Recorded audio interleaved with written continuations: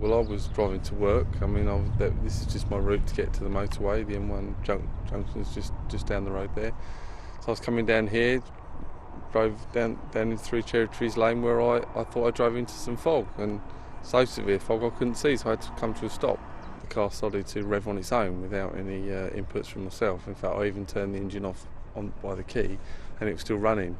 It was all trying to go through my mind what the problem was. There was this very heavy mist hanging in the air, and then I was aware of a very strong smell which felt quite solventy, and that was telling me that perhaps it wasn't a problem in my car, but there was a problem outside. There was something that had leaked here. So I took the decision to not stay there, but walk away from my car and towards the area where I knew I'd come from that was clear.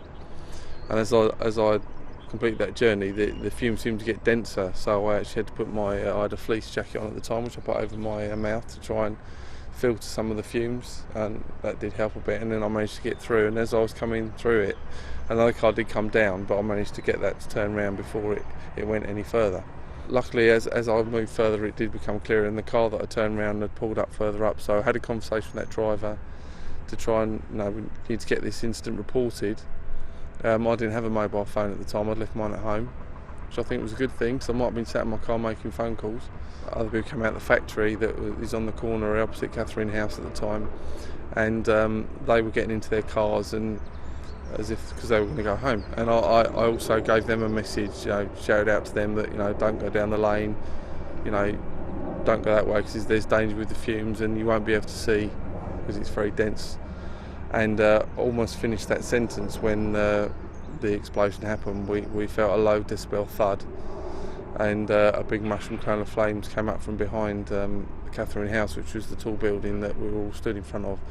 In fact, it was that building that saved us, really. That took a lot of the blast, and we all just at that point turned out and ran away from where the danger was.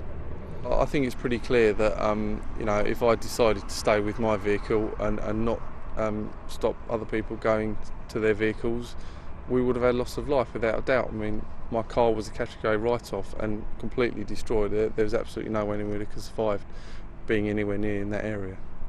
Well, it's been quite an emotional roller coaster, really. I mean, obviously getting over the initial incident was hard. I think the fact that there's been a lot of frustration with the lack of admission from any of the companies involved to their fault in the incident, and that's made it more frustrating. I think it's made it harder to get over it, and with the court case dragging on and everything else, it has dragged out over 5 years now, which has made it hard, and it's been a difficult time.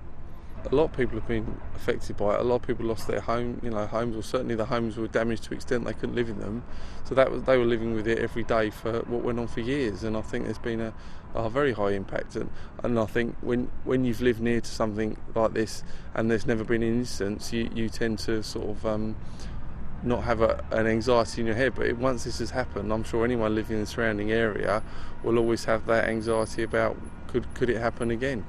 With me, I felt angry that there was a real reluctance to take responsibility for the incident. I think that has not helped getting through it. I think if we felt the closure on this has been very slow.